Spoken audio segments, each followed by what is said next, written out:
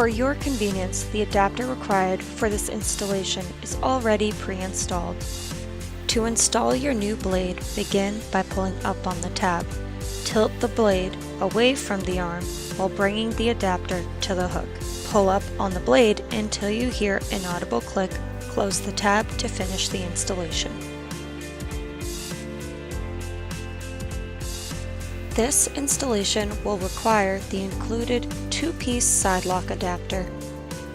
To begin, make sure your blade is flipped upside down. Line up the larger gold opening of the adapter with the arm. Push the blade onto the arm, letting it fall into place.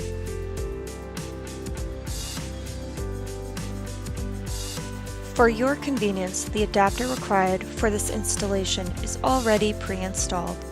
Begin by pulling up on the tab as shown. Bring your wiper blade to the arm and push it into place. Pull up on the blade until the hook meets the tab. Close the tab to secure the blade.